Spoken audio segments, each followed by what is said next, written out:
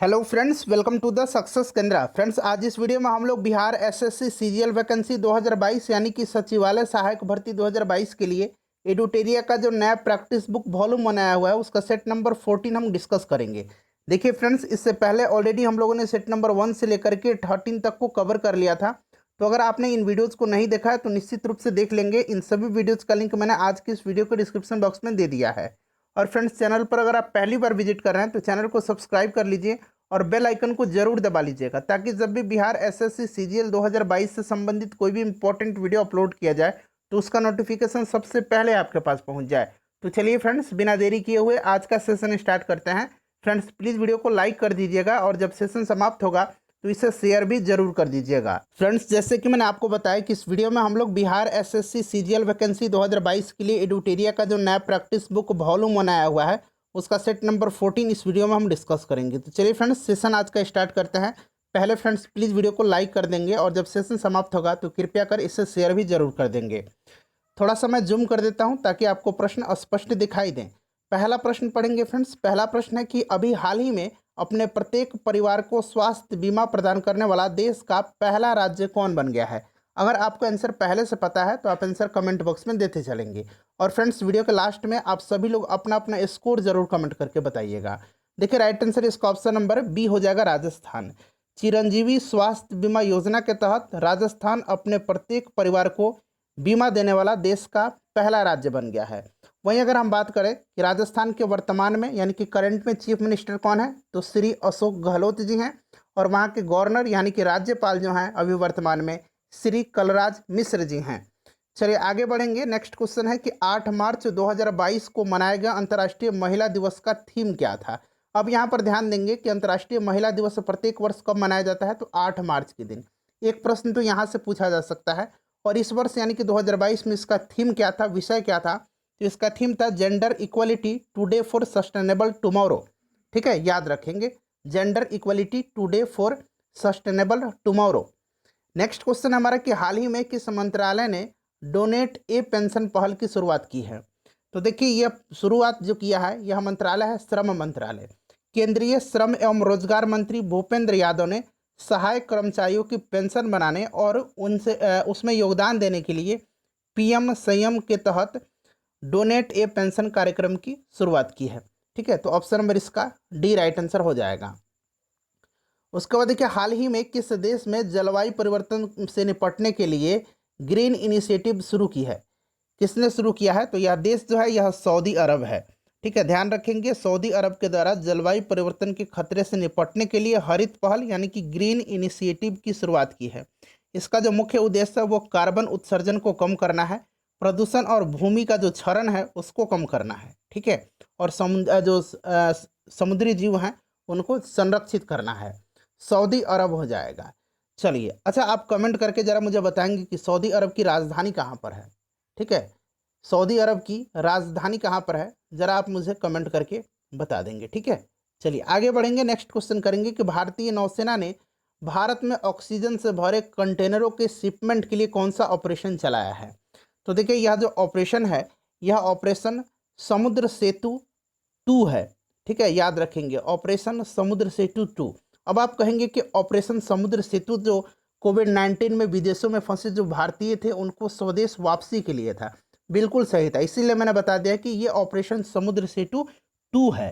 ठीक है, option number सी इसका राइट आंसर हो जाएगा।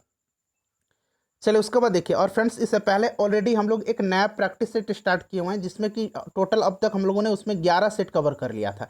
जैसे ही कल हम लोग एडुटेरिया का जो ये सेट समाप्त कर लेंगे उसके बाद इस वाले सेट को हम लोग कंटिन्यू करेंगे। ठीक है, उसके बाद प्रीवियस ईयर में जितने भी प्रश्न पूछे गए हैं सब्जेक्ट वाइज मैं उनको कवर करवाऊंगा आपको। हिस्ट्री का अलग, पॉलिटिकल अलग, ज्योग्राफी का अलग, साइंस का अलग। ठीक है, देखिए, किस राज्य सरकार ने पौधारोपण को बढ़ावा देने के लिए अंकुर योजना को शुरू किया है? तो अंकुर योजना जो है यह मध्य प्रदेश की जो राज्य सरकार है उसने पौधे के रोपण को बढ़ावा देने के लिए इस योजना की शुरुआत की है। इसका जो मुख्य उद्देश्य है राज्य में हरियाली बढ़ाना है और प्रकृति में आए असंतुलन को रोकना है, यानी कि फिर से बैलेंस बनाना है। तो ये आपका मध्य प्रदेश हो जाएगा। चलिए आगे बढ़ेंगे कि बुद्धा इन गंधारा पुस्तक के लेखक या लेखिका कौन है? तो इस पुस्तक को लिखा है किसने? सुनीता द्विवेदी जी ने लिखा है। Option number A right answer हो जाएगा। ठीक है, चलिए, अच्छा, चेतन भगत भगत की ये इंपॉर्टेंट पुस्तक है वन अरेंज्ड मर्डर। ठीक है, याद रखें। रोमिला थापर का भी पुस्तक पूछा जाता है, वॉइसेस ऑफ डिसेंट। ठीक है, यहाँ मैं लिखता हूँ वॉइसेस ऑफ डिसेंट। ठीक है, ये रोमिला थापर का है। चलिए आगे बढ़ेंगे, नेक्स्ट क्वेश्चन कर लेंगे। नेक्स्ट क्वेश्चन है कि के बिरला फाउंडेशन के द्वारा वर्ष 2021 का 31वां बिहारी पुरस्कार किस साहित्यकार को दिया गया है। देखिए, याद रखेंगे, ये जो बिहारी पुरस्कार है ये के बिरला फाउंडेशन के द्वारा 1991 में इसकी शुरुआत की गई थी, यानी कि 1991 में इसको स्थापित किया गया था। और ये किनको दिया गया है, तो ये दिया गया मधु कांकरिया को। ऑप्शन नंबर बी जो होगा राइट आंसर हो जाएगा, मधु कांकरिया को। किसके लिए दिया गया है, तो ध्यान रखेंगे उनकी पुस्तक हम यहाँ थे, इसी के लिए दिया गया, हम यहाँ थे। चलिए आगे बढ़ेंगे कि भारतीय सेना ने किस राज्य में पहला green solar energy harnessing plant शुरू किया है, तो ये सिक्किम में किया है। भारतीय सेना ने आईआईटी मुंबई के सहयोग से सिक्किम में पहला green solar energy harnessing plant शुरू किया है। यह प्लांट जो है वेनेडियम आधारित बैटरी तकनीक का उपयोग करता है। ठीक है, वेनेडियम आधारित, याद रखेंगे।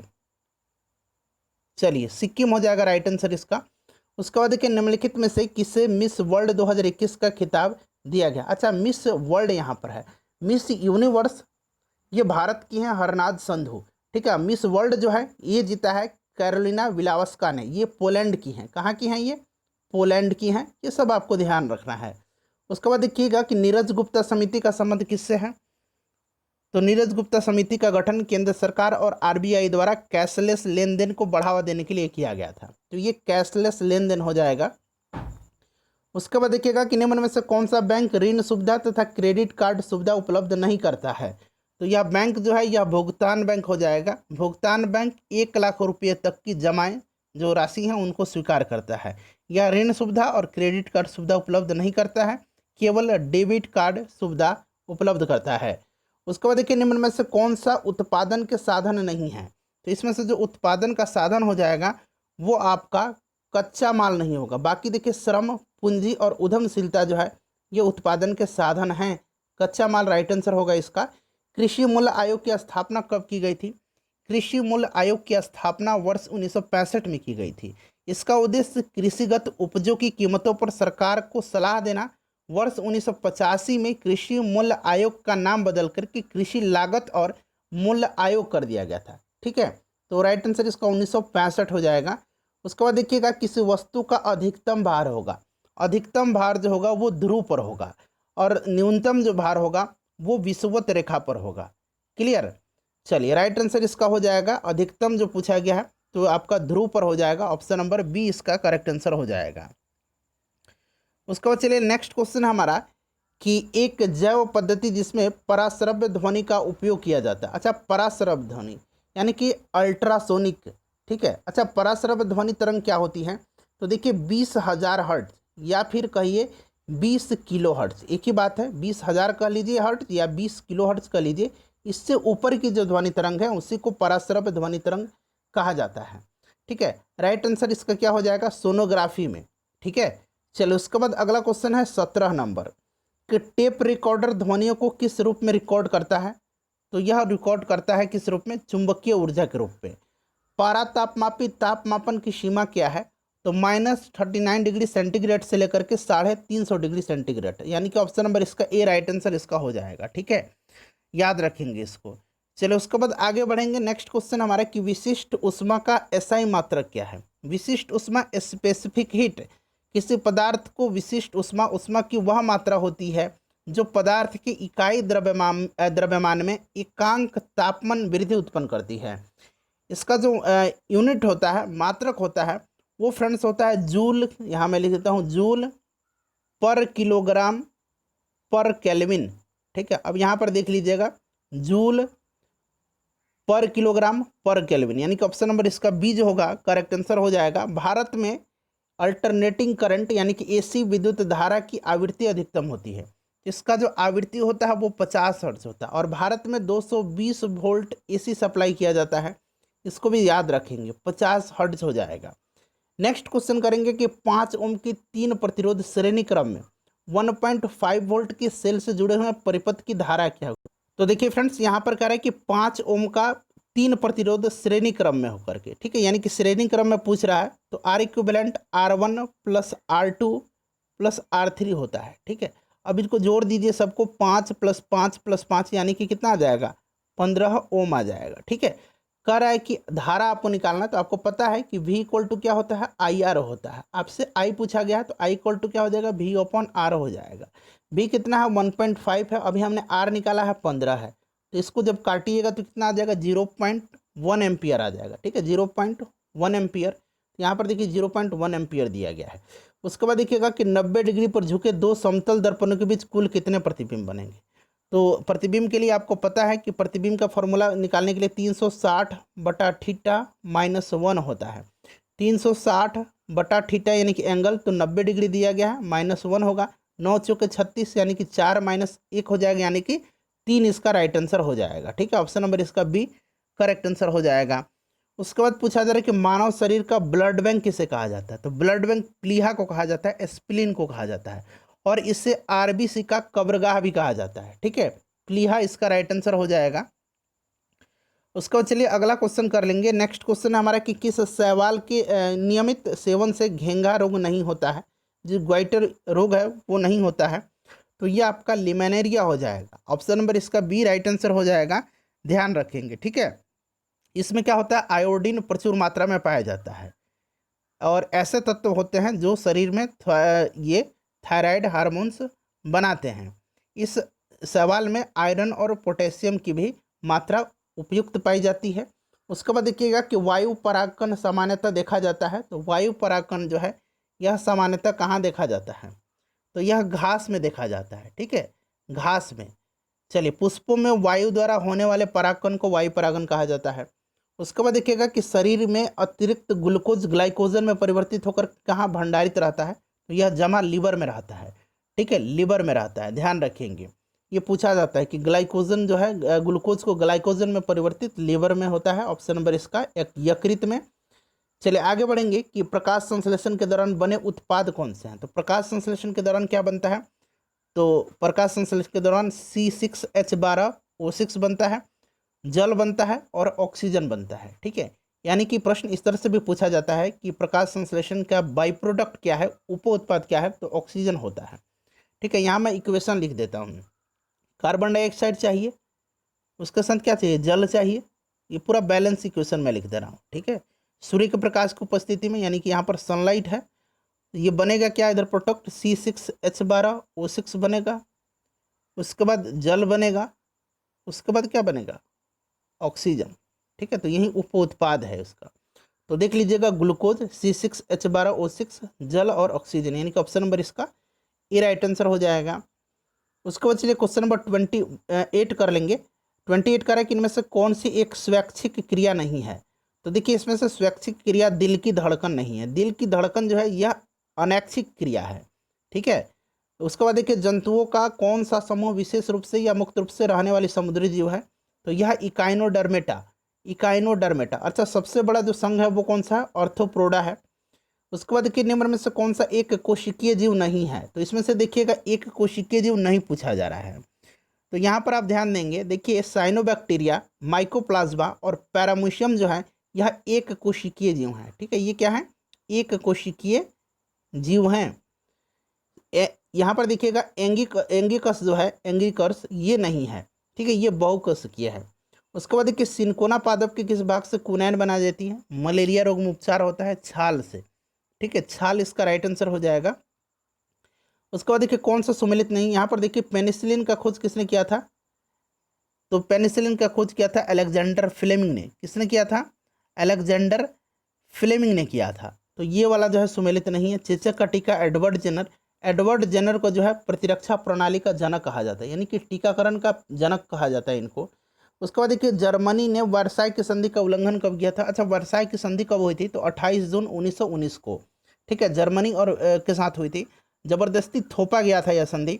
और देखिए जर्मनी ने वर्साई की संधि का उल्लंघन 1935 में किया था, ठीक है, 1935 में किया था। और ऐसा कहा जाता है कि यही जो संधि थी वर्साई की संधि, इसी संधि में दूसरे विश्व युद्ध का बीजारोपण हुआ था, 1935 हो जाएगा। उसके बाद देखिएगा कि भारतीय राष्ट्रीय कांग्रेस की गांव में आयोजित होने वाली प्रथम अधिवेशन की अध्यक्षता किसने किया था, तो पंडित जवाहरलाल नेहरू ने किया था, फैजपुर में यह अधिवेशन 1937 में हुआ था, पंडित जवाहरलाल नेहरू। उसके बाद देखिए निम्नलिखित में से किस जेल में भगत सिंह, सुखदेव तथा राजगुरु को फांसी दिया गया था? 23 मार्च शहीद दिवस के दिन में मनाया जाता है। 23 मार्च 1931 को जो है इनको फांसी दी गई थी, ये लोग शहीद हुए थे केंद्रीय जेल लाहौर में। ठीक है, लाहौर इसका राइट आंसर हो जाएगा, option number D correct answer हो जाएगा। उसके बाद देखिए अनुशीलन समिति का गठन किसके द्वारा किया गया था? तो फ्रेंड्स इसका गठन जो है पी मित्रा के द्वारा किया गया था। ठीक है, option number A right answer इसका हो जाएगा।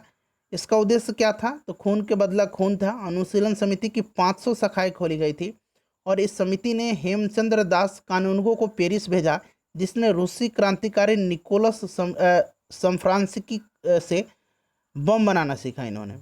ठीक है, चलो उसके बाद देखिएगा शेख बहाउद्दीन जकारिया किस संप्रदाय के थे?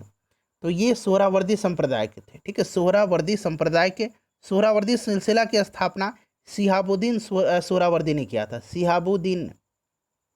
ठीक है, शिहाबुद्दीन सोहरावर्दी ने किया था। ठीक है, कहाँ पर? तो बगदाद में किया था। और सोहरावर्दी सिलसिले का जो प्रमुख केंद्र था वो पाकिस्तान का मुल्तान था। चलिए उसके बाद एक चिश्ती संप्रदाय है, शेख मोइनुद्दीन चिश्ती ने इसकी स्थापना की थी। उसके बाद देखिएगा कि भगवान बुद्ध ने के महापरिनिर्वाण के बाद पहली बौद्ध संगति की आयोजन कहाँ पर की गई थी? तो ये राजगिरी में की गई थी, अजातशत्रु के समय में। ठीक है, याद रखेंगे। चलिए आगे बढ़ेंगे, नेक्स्ट क्वेश्चन कर लेंगे 39 नंबर। 39 नंबर है कि यूरोपीय चित्रकारी का प्रवेश जो है निम्नलिखित में से किस मुगल बादशाह के दरबार में हुआ था? तो ये अकबर के समय में हुआ था। ठीक है, किसके समय में? तो अकबर के समय में जो है यूरोपीय चित्रकला का प्रभाव मुगल शैली पर पड़ा था। चलिए आगे बढ़ेंगे, नेक्स्ट क्वेश्चन है कि वह प्रथम मुस्लिम शासक कौन था जिसने शासन के सिद्धांत को राज्यों के ईश्वरीय अधिकार सिद्धांत के समान प्रतिपादित किया था? तो ये बलबन था। ठीक है, बलबन था, याद रखेंगे, ये पूछा जाता है। अच्छा, बलबन ने ही सर्वप्रथम सिजदा और पैबोस परंपरा की शुरुआत किया था और फारसी त्यौहार नौरोज मनाना भी इसी ने शुरू किया था। लौह और रक्त की नीति अपनाई थी इसने अपने विरोधियों के प्रति, ये सभी याद रखेंगे आप। तो राइट आंसर बलबन हो जाएगा। उसके बाद देखिए दक्षिण भारत के मंदिरों का आकर्षक द्वार क्या कहलाता है? तो ये कई बार आपने पढ़ा है, गोपुरम हो जाएगा। कर्नाटक वंश का अंतिम शासक, अच्छा कर्नाटक वंश का संस्थापक कौन था? तो नान्यदेव थे। ठीक है, और अंतिम शासक हरिसिंह देव थे। Option number A right answer हो जाएगा। सिमरावगढ़ राजधानी थी और ये जो कर्नाटक वंश था इसको मिथिला का स्वर्ण युग कहा जाता है। अब तक ऐसे कितने प्रधानमंत्री बने जो पहले राज्यसभा के सदस्य रह चुके हैं? तो सबसे पहले इंदिरा गांधी थी, उसके बाद एच.डी. देवगौड़ा, इंद्र कुमार गुजराल और डॉक्टर मनमोहन सिंह। तो 4 राइट आंसर हो जाएगा। प्रथम लोकसभा के उपाध्यक्ष, अध्यक्ष पूछा जाएगा तो जी.बी. मावलंकर। उपाध्यक्ष पूछा गया है अनंत सैनम आयंगकर। ठीक है, और अभी वर्तमान में 17वां लोकसभा चल रहा है, इसका अध्यक्ष श्री ओम बिड़ला जी हैं। किस संविधान संशोधन अधिनियम द्वारा वस्तु एवं सेवा कर को लागू किया गया? यहाँ अधिनियम है, वहीं किस संविधान संशोधन विधेयक अगर पूछता तो 122वां हो जाता, और संविधान संशोधन अधिनियम जो है ये 101वां है। ठीक है, तो इस तरह से आप याद रखेंगे। चलिए आगे बढ़ेंगे कि इनमें से कौन सा समवर्ती सूची का विषय नहीं है? तो समवर्ती सूची का जो विषय नहीं है वो पूछा गया। तो पुलिस जो है यह राज्य सूची का विषय होता है, आपको पता है। बाकी सभी जो है समवर्ती सूची है। संविधान के किस अनुच्छेद के तहत संसद वर्तमान राज्यों के क्षेत्रों, सीमाओं या नामों में परिवर्तन कर सकता है? तो यह जो आर्टिकल है, यह आर्टिकल कौन सा है? यह आर्टिकल 3 है, यानी कि अनुच्छेद 3 है। ठीक है, इसी के तहत संसद नए राज्यों के निर्माण और वर्तमान राज्यों के क्षेत्रों, सीमाओं और नामों में परिवर्तन कर सकता है। अनुच्छेद 1 जो है संघ के नाम और राज्य क्षेत्र हैं इसमें। अनुच्छेद 2 जो है नए राज्यों का प्रवेश तथा स्थापना है इसमें। ठीक है, चलिए आगे बढ़ेंगे। नेक्स्ट क्वेश्चन है निम्नलिखित में से कौन सा कथन सही नहीं है, सत्य नहीं है? तो सत्य इसमें से जो नहीं है, यहाँ पर देखिएगा अनुच्छेद 76 के अंतर्गत राष्ट्रपति के जो है दोषी ठहराया गया किसी व्यक्ति को दंड क्षमा कर सकता है। आर्टिकल 76 में भारत के जो महान न्यायाधीश है, अटर्नी जनरल हैं, उनका नियुक्ति राष्ट्रपति करता है, ये कहा गया है। और ये जो क्षमादान की जो शक्ति है यह आर्टिकल 72 में है। ठीक है, तो कथन सही नहीं है, ऑप्शन नंबर डी हो जाएगा राइट आंसर। उसका चलिए अगला क्वेश्चन है 49 नंबर। 49 नंबर है कि संविधान के विषय सूचियों में दिए गए विषयों के अतिरिक्त विषय पर कानून कौन बना सकता है?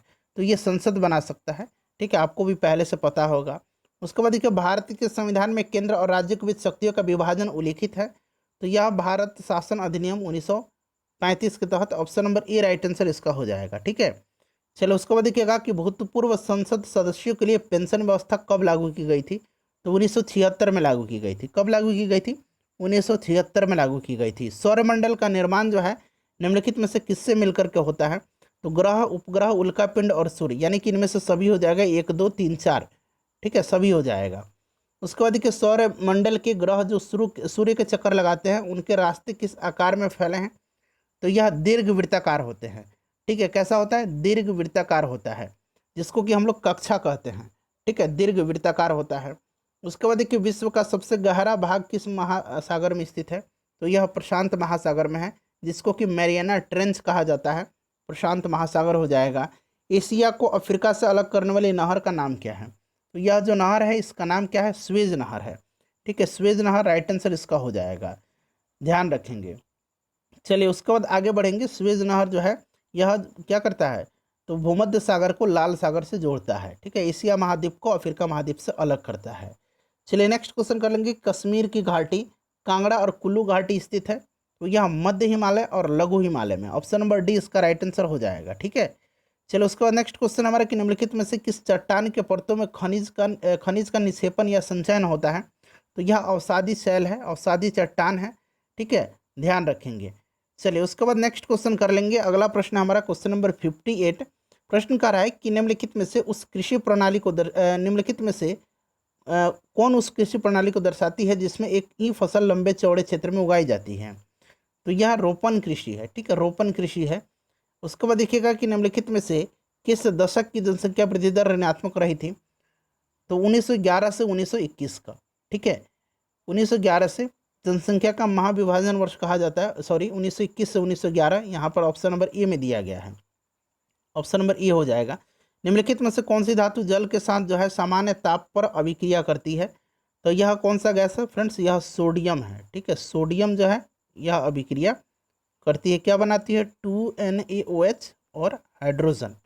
ठीक है, ध्यान रखें, कोई भी धातु जो जल से अभिक्रिया करेगा तो हाइड्रोजन बनेगा, ये आपको पता है। अगला प्रश्न हमारा कि सीडेराइट किसका अयस्क है? तो सीडेराइट जो है यह लोहा का है। ठीक है, किसका है? आयरन का है। Option number D right answer हो जाएगा। निम्नलिखित में से कौन सा गुण कार्बन डाइऑक्साइड और कार्बन मोनोऑक्साइड से भिन्न करता है? तो राइट आंसर इसका क्या हो जाएगा बताइए? इसका राइट आंसर जो हो जाएगा वो आपका इसमें से क्या हो जाएगा? प्रकाश की उपस्थिति में जल से क्रिया। ठीक है, option number C right answer हो जाएगा। CO2 जो है प्रकाश संश्लेषण में भाग लेता है परंतु कार्बन मोनोऑक्साइड नहीं लेता है, इस बात को ध्यान रखेंगे। उसके बाद देखिएगा कि निम्नलिखित में से कौन परमाणु सिद्धांत के प्रस्तुतकर्ता के रूप में जाना जाता है? तो ये आपको पता होगा, ये कौन है? तो जॉन डाल्टन है। ठीक है, जॉन डाल्टन है। परमाणु सिद्धांत का जो है सिद्धांत इन्हीं ने प्रस्तुत किया था। दूरबीन के लेंस में कौन से कांच का प्रयोग किया जाता है? तो ये फ्लिंट कांच है, फ्लिंट कांच का इस्तेमाल किया जाता है। ठीक है, फ्लिंट कांच इसका राइट आंसर हो जाएगा। उसके बाद देखिएगा कि सस्ते आभूषण बनाने में उपयोग आने वाले रोल्ड गोल्ड निम्नलिखित में से कौन सा अवयव से बना होता है? तो कॉपर और एल्युमिनियम का बना होता है। ठीक है, कॉपर इसमें लगभग 90% होता है और एल्युमिनियम 10% होता है। चलो उसके बाद देखिएगा निम्नलिखित में से सबसे ज़्यादा अभिक्रियाशील कौन सा है? तो इसमें से एल्युमिनियम जो है सबसे ज़्यादा अभिक्रियाशील है, निम्नलिखित में से पूछा गया है। ठीक है, चलिए आगे बढ़ेंगे, नेक्स्ट क्वेश्चन कर लेंगे। अगला क्वेश्चन है कि वैसे पोटेशियम सबसे ज़्यादा अभिक्रियाशील है। अजंता की गुफा निम्नलिखित में से किसके द्वारा निर्मित करवाया गया था? तो यह गुप्त शासक जो थे उन्हीं के द्वारा निर्मित करवाया गया था। ठीक है, अजंता एलोरा की गुफाएं कहाँ? महाराष्ट्र में है। चलिए आगे बढ़ेंगे, नेक्स्ट क्वेश्चन कर लेंगे। अगला क्वेश्चन है हमारा क्वेश्चन नंबर 68। देखिए क्वेश्चन नंबर 68 कह रहा है कि कारगिल स्मृति दिवस कब मनाया जाता है? तो यह 26 जुलाई के दिन जो है कारगिल स्मृति दिवस मनाया जाता है। ठीक है, 26 जुलाई के दिन। उसके बाद देखिएगा कि सेंट्रल एक्सटर्नल लेंजर डिपार्टमेंट किस देश की गुप्तचर संस्था है? तो यह चाइना की है। कहाँ की है? चाइना की है, ध्यान रखेंगे। उसके बाद देखिए फेडरल असेंबली जो है किस देश की संसद का नाम है? फेडरल असेंबली जो है यह किस देश की संसद का नाम है बताइए? तो यह स्विट्जरलैंड का है। Option number D right answer हो जाएगा। उसके बाद फ्रांस का क्या है? नेशनल असेंबली है। मिस्र का क्या है? मिस्र का पीपुल्स असेंबली है। टर्की का क्या है? टर्की का जो है ग्रैंड नेशनल असेंबली है। उसके बाद देखिएगा कि भारत की प्रथम मुख्य फिल्म कौन सी है? मुख्य फिल्म बोला गया। ठीक है, तो मुख्य फिल्म राजा हरिश्चंद्र हो जाएगा। ठीक है, आलम आरा जो थी पहली बोलती फिल्म थी। ठीक है, चलिए आगे बढ़ेंगे कि भारत का पहला जीवमंडल निश्चय कौन सा है? इसका आंसर आपको कमेंट करके बताना है, ठीक है। ये प्रश्न आपने बहुत बार पढ़ा है। अपना स्कोर भी अब आप लोग कमेंट करके बता दीजिएगा, ठीक है। चलो उसके बाद देखिएगा कि संकटपन्न जीव समुद्री गाय कहाँ पाई जाती है, तो ये मन्नार की खाड़ी में, गल्फ ऑफ मन्नार हो जाएगा।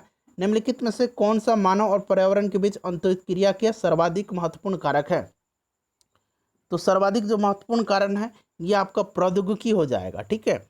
उसके बाद देखिएगा कि लाली वन्यजीव अभयारण्य किस राज्य में है, लाली जो है यह अरुणाचल प्रदेश में हो जाएगा, option number D right answer इसका हो जाएगा। उसके बाद देखिएगा हिडकल परियोजना का संबंध किस नदी से है, हिडकल परियोजना जो है यह किस नदी पर है, घाट प्रभा नदी पर है।